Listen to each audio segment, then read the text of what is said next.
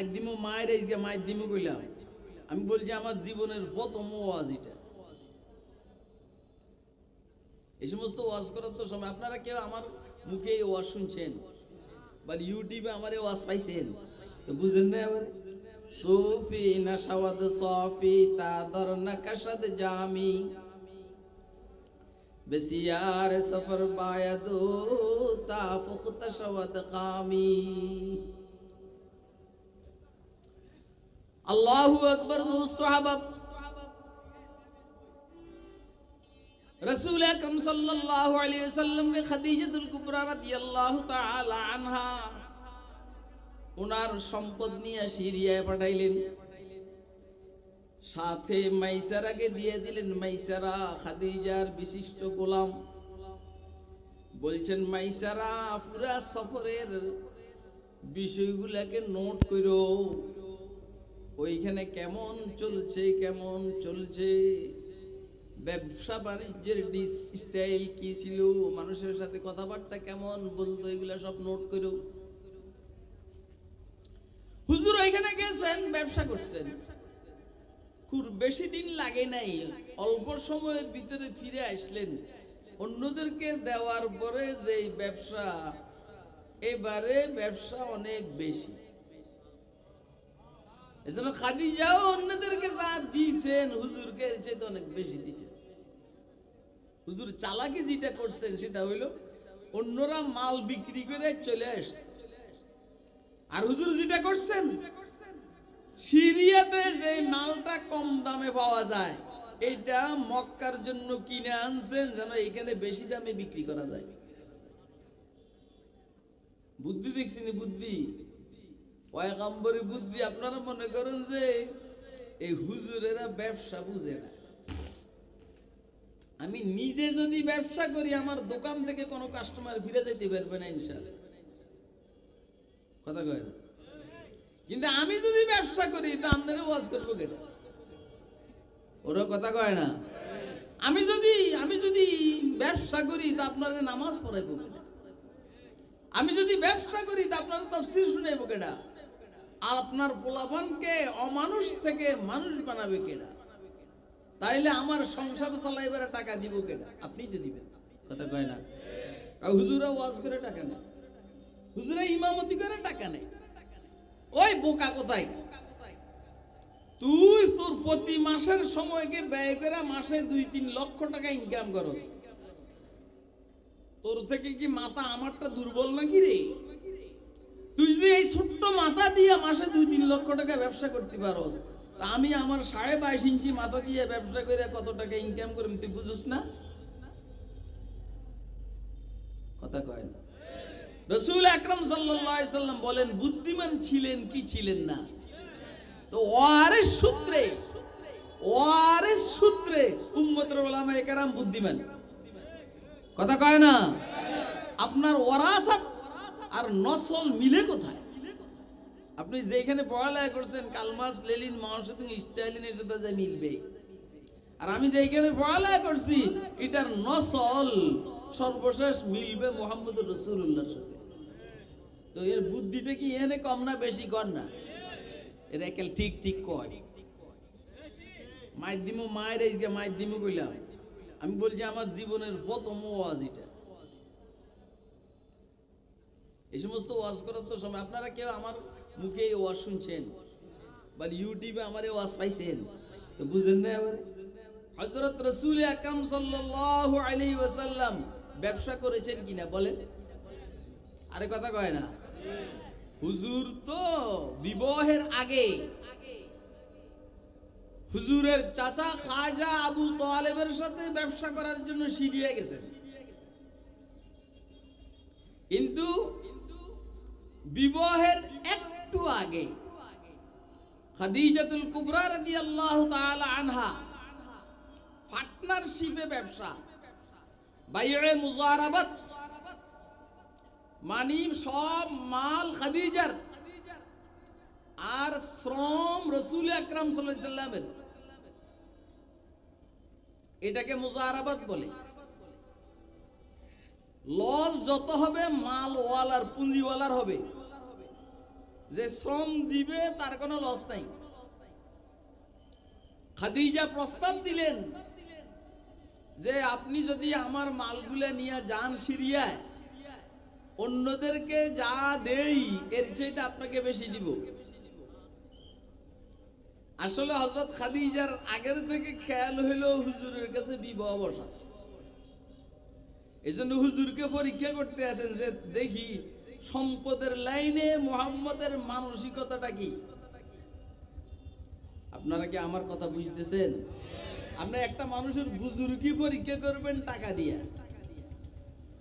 তাহাজ্জুদ বেশি পড়লে বুজুর্গ হয় না, আওয়াবিন চার্জ ইশরাক বেশি পড়লে বুজুর্গ হয় না।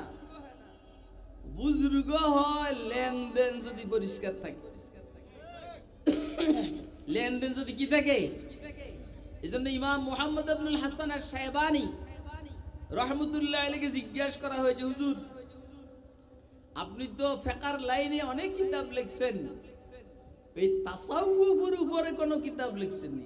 সুফি সুফি সুফি নশওয়াদ সাফি তাদর নকশদ জামি বিসিয়ার সফর বায়দু তাফুখত শওয়াদ খামি।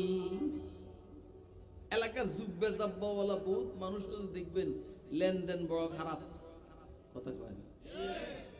ওরা আপনারা গালিও দেন, আরে দুধ এই গালিটা এখানে দিলে সব ইউটিউবে উঠে যাবে। এই জন্য আমার ভিতরের গালিটা ভিতরে থাকে।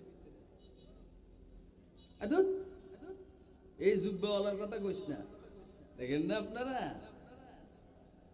5ই আগস্টের জামিলার পরে এরকম লম্বা দাড়িওয়ালা ধরা খাইছে, দাড়ি ছাইছে আলাইছে, কথা কয় না।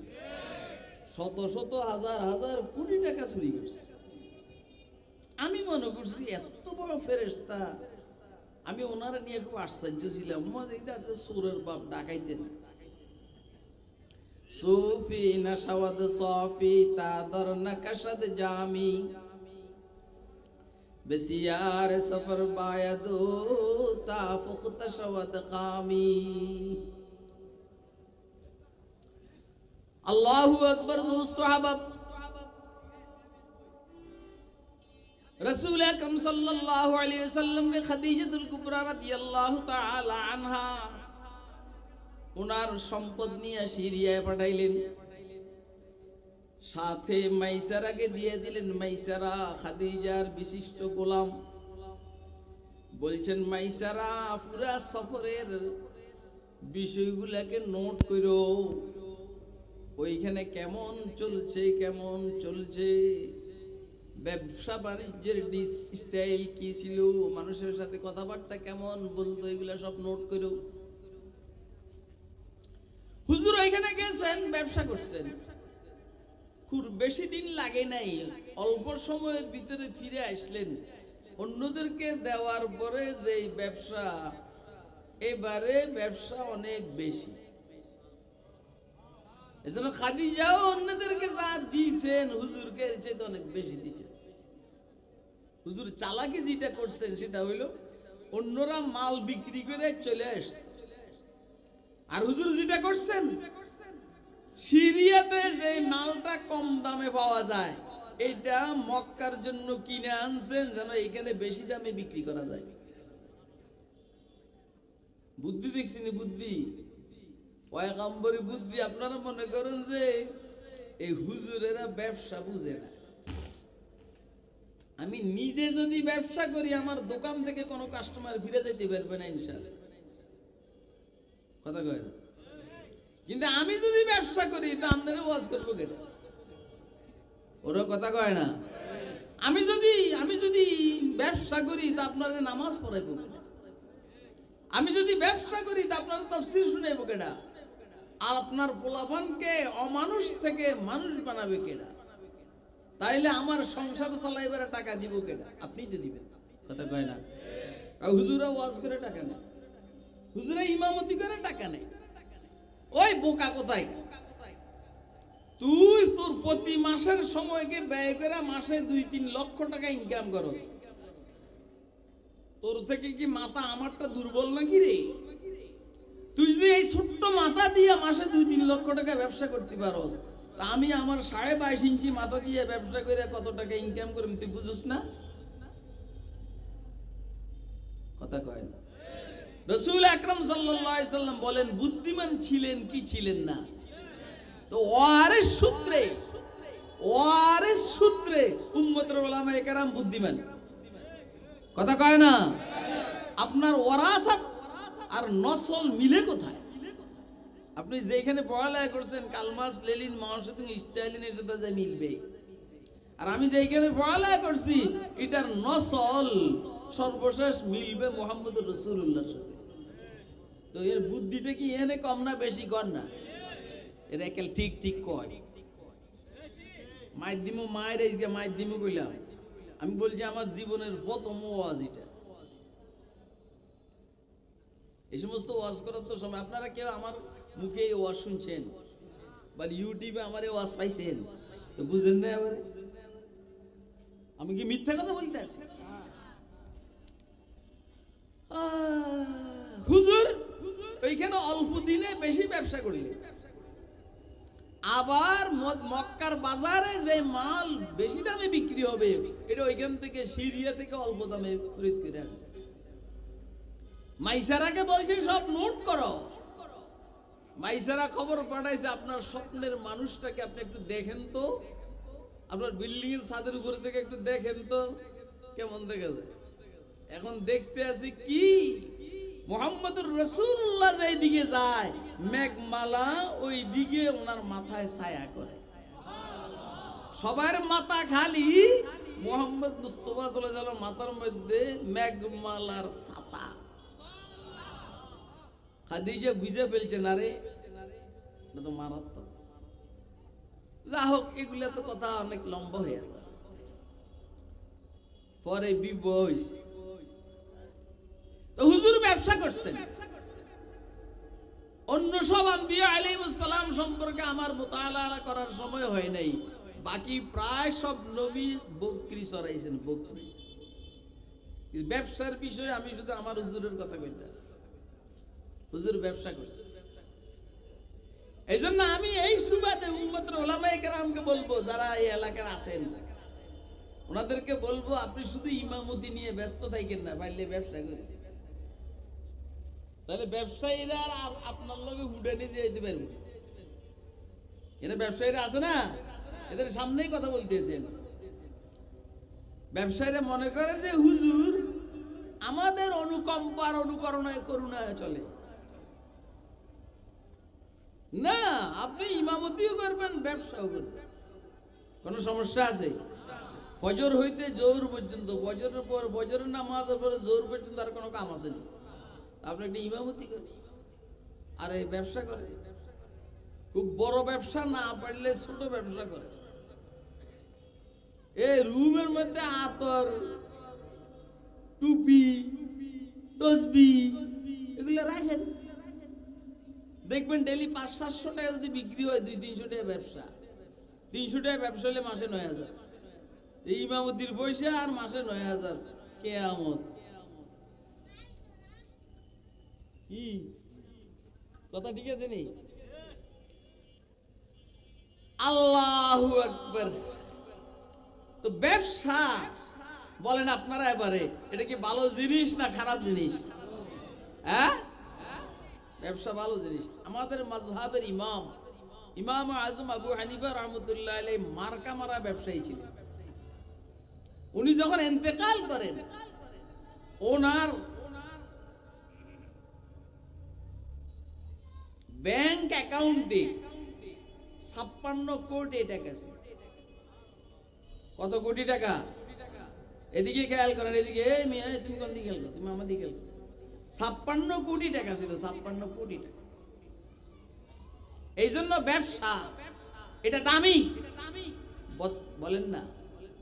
56 কোটি টাকা ছিল ইমাম আযম আবু হানিফা রাহমাতুল্লাহ। ব্যবসায়ী কেমন হবে, কাস্টমার কেমন হবে, আমি আপনাদেরকে একটু ধারণা দিতে চাই। কথা কয় আপনার মনে ভালো লাগতেছে না? আজ এই ওয়াজের বাইরে ওয়াজ আমি পারি না, কথা কর না। তো এই কঠিন ওয়াজটা আমার করার দরকারটা কি ছিল? ব্যবসায়ী কেমন হবে, কাস্টমার কেমন হবে, এটা আমাদের একটু জানার দরকার আছে কিনা? এবারে ব্যবসায়ী কেমন হবে শুনল। ইমাম আজম আবু হানিফা রহমতুল্লাহের কথাই বলছি। ইমাম সাহেব রহমতুল্লাহ আলাইহি উনি কাপড়ের ব্যবসা করতেন, বড় মেল ফ্যাক্টরিওয়ালা কাপড়ের ব্যবসা। ওনার এইখানে একবার কিছু খারাপ মাল আসছে, খারাপ ধরেন কাপড়ের একটা থান একটু নষ্ট। উনি ওনার দোকানের যারা সেলসম্যান এদেরকে বলছেন যে দেখো এটা তো খারাপ মাল, এটা আমি জানি, যদি কাস্টমারে ভুলও নিতে চায় তো বলবে যে এটার মধ্যে সমস্যা আছে, আপনি নিলে নিতে পারেন, না নিলে নাই, ঠিক আছে। এলো দোকানদার, এখন ওনার সেলসম্যান ভুলে হোক আর ইচ্ছায় হোক এই মালটাকে তার দোষ বলা ব্যতীত এমনি বিক্রি করে দিছে। ইমাম সাহেব রহমতুল্লাহ জিজ্ঞেস করলেন যে মালটা কি দেখি না, কই? হযরত বিক্রি হয়ে গেছে। বলছুনি? না। এটার মধ্যে যে ডিফিট আছে এটা বলছো? কয় যে না। দোকানদারের চিনবা, কাস্টমারের চিনবা যে খরিদ করছে? চিনতে পারি। নাও খোঁজ করে আর পায় নাই। দুই ঘটনা, একটা হইলো খোঁজ করে পাইছে, তো বলছে যে ভাই এই কাপড়ের মধ্যে একটু সমস্যা আছে, তুমি এইভাবে নিলে নিতে পারো, না নিলে নাই। হেডটা হে করছে, যা করার করছে, কিন্তু ওনার জিম্মেদারি উনি আদায় করছে। আরেকখানে পাওয়া যায় নাই। কি করলেন? উনি আজকের দিনের যত বিক্রি ওনার টাকার বক্সের ভিতরে সবগুলো সদকা করে দিয়েছে। হিসাব 100 থান বিক্রি হয়েছে, এর মধ্যে একটা থানে না সমস্যা, কিন্তু বাকি 99 থানের টাকা উনি সদকা করে দিয়েছেন। কেন করছেন? এই জন্য করছেন যে এই থানের টাকা কোনগুলা এটা তো নির্দিষ্ট নাই, সবগুলা মিলে গেছে।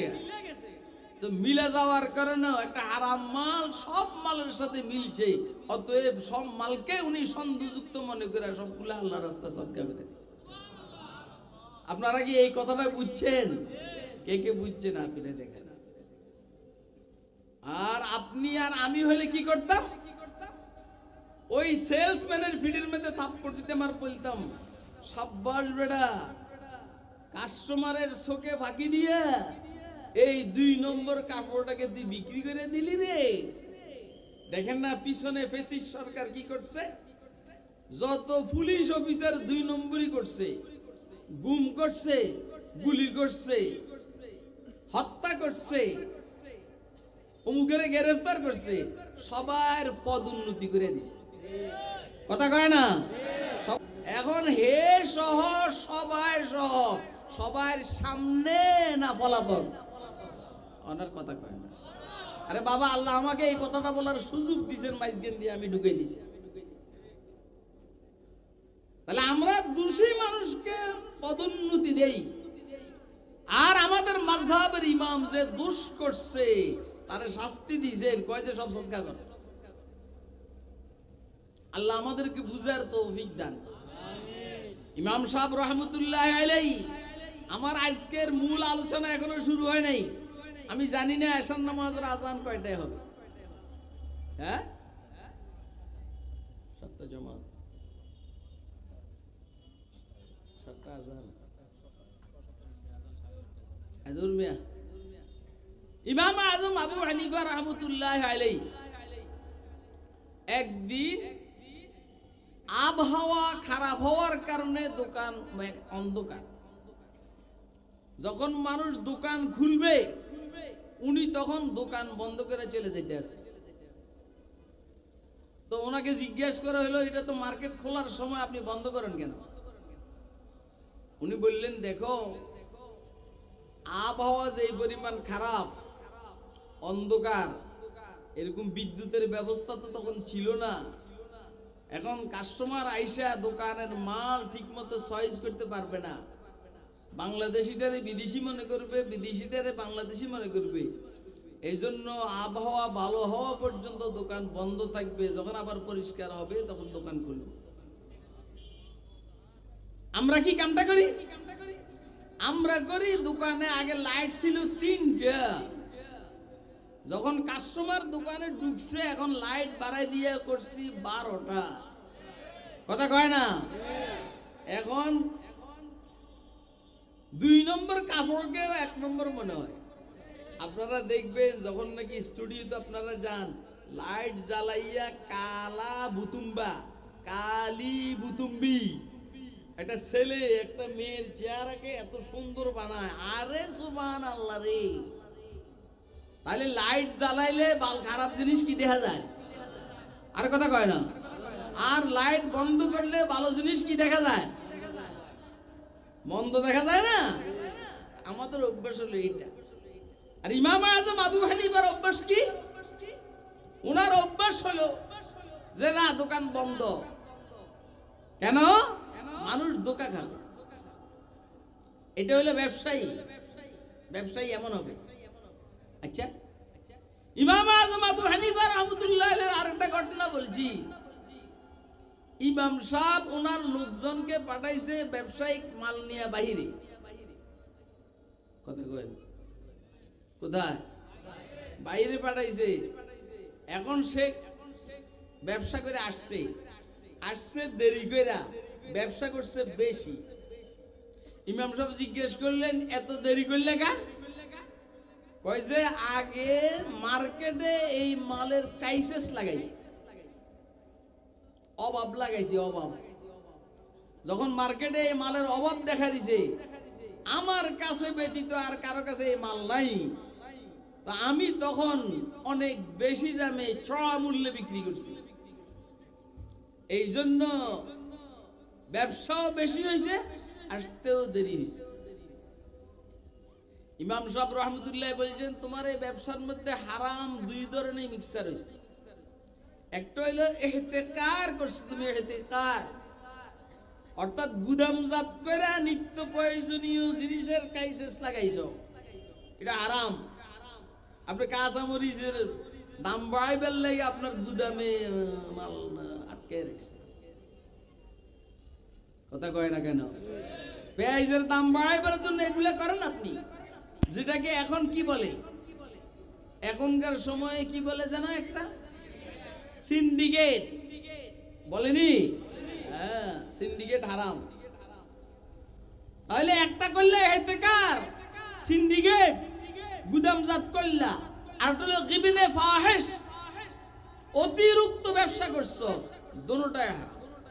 অথবা অতএব পুরা মাল আল্লাহর রাস্তায় ইমাম আজম আবু হানিফা সদকা করে দিয়েছে। আপনারা কি আমার কথা বুঝতেছেন? আপনারা আর এগুলা বলার পরে ব্যবসায়ীরা বলবে, হুজুর আপনি যে ওয়াজ করেন এই ওয়াজে তো আমার ব্যবসা বন্ধ হয়ে যাবে। আল্লাহর কসম করে বলছি, আপনি হালাল পন্থায় ব্যবসা করেন, কল্পনার বাইরে ব্যবসায় বরকত হবে। কথা কয় না? বাহ্যিক ভাবে মনে হবে যে আপনি মার খেতেছেন, এই 1-8 বছর যাক না, ওই যে সবার ব্যবসায়ী মা পয়সা যাইব, আপনার গুলো পয়সা না। আরে কথা কয় না কেন? এইখানে আসবে দোকানদার, কাস্টমার এইখানে আসবে ইনশাআল্লাহ। আল্লাহ আমাদেরকে বিষয় বুঝার তৌফিক দান করে। আচ্ছা, এবারে কোন কাস্টমার কেমন হবে? কাস্টমার, দোকানদার কেমন হবে তো বুঝলেন? কাস্টমার কেমন হবে?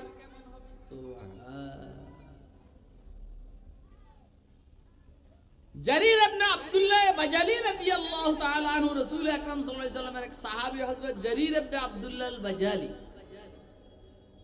ওনাকে ইউসুফ হাজিল উম্মাহ বলা হয়।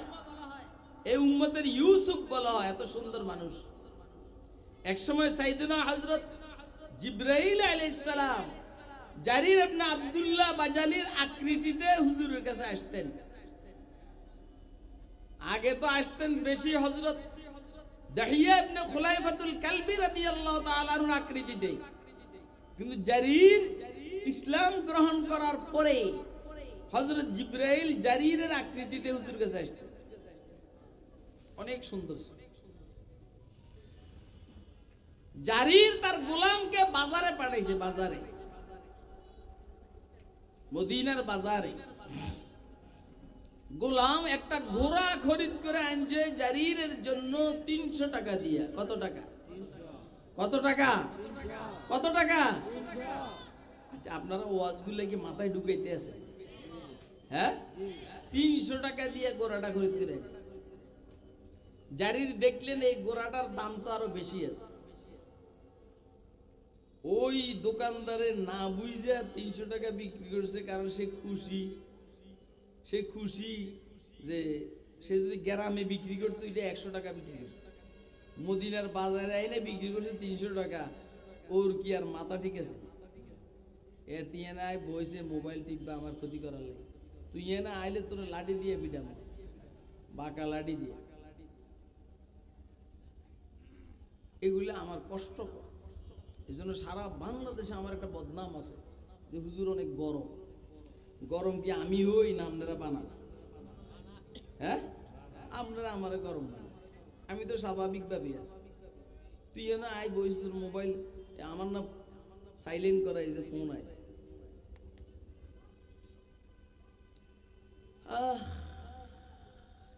জারির তার গোলামকে জিজ্ঞেস করলেন যে তুমি যে ঘোড়াটা খরিদ করছো যার থেকে, ওরে কি চিনো?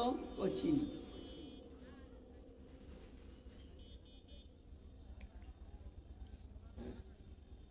আলহামদুলিল্লাহ।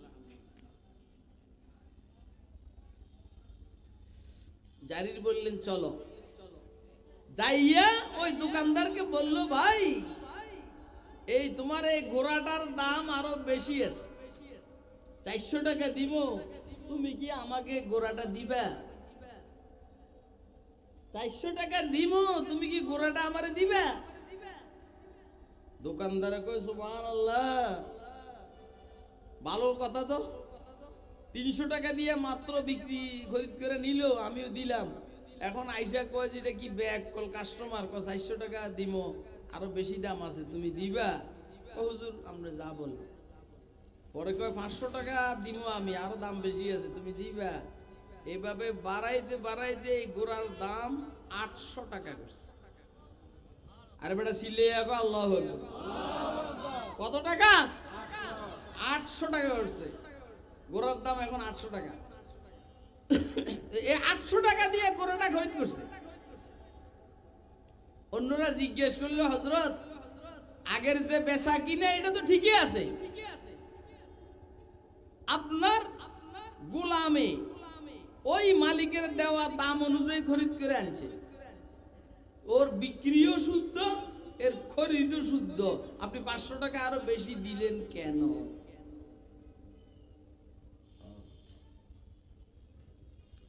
জারির ইবনে আব্দুল্লাহ রাদিয়াল্লাহু তাআলা আনহু বলেন, দেখো আমি হুজুর আকরাম সাল্লাল্লাহু আলাইহি সাল্লামের হাতে বাইআত গ্রহণ করেছি, মুরিদ হইছি 3টা বিষয়ে, নামাজ কায়েম করব, যাকাত দিব, মুসলমানের উপকার করব। বায়াতুন নবী সাল্লাল্লাহু আলাইহি ওয়াসাল্লাম আলা ইকামাতিস সালাত ওয়া ইতাইজ যাকাত ওয়া নুসহি লিকুল্লি মুসলিমিন। জারির ইবনে আব্দুল্লাহ বলেন, আমি হুজুর সাল্লাল্লাহু আলাইহি সাল্লামের হাতে 3 বিষয়ে বাইআত গ্রহণ করেছি, নামাজ কায়েম করব, যাকাত দিব, প্রতিটা মুসলমানের উপকার করব। এখন এই দোকানদার মদিনার মার্কেটে ঘোড়ার দাম কত সেটা সে জানে না, সে তো গ্রাম্য দোকানদার, তার গ্রামে 100 টাকা, এখানে 300 টাকা খুশিতে লাফাইতে আছে। কিন্তু এইখানে তো এক ঘোড়ার দাম 800 টাকা আছে, সেটা যে জানে না, আমি তো জানি। তা আমি হুজুরের হাতে বাইআত গ্রহণ করেছি, আমি মুসলমানের উপকার করব, আমি এই বাইআতের বিরোধিতা করতে পারবো না, যেই কারণে আমি আবার এসে 500 টাকা বেশি দিয়ে তার থেকে ঘোড়াটা খরিদ করলাম। আপনারা মনে হয় আমার কথা বুঝেন নাই, আসলে বুঝছেন? কে কে বুঝছেন হাত তুলে দেখেন।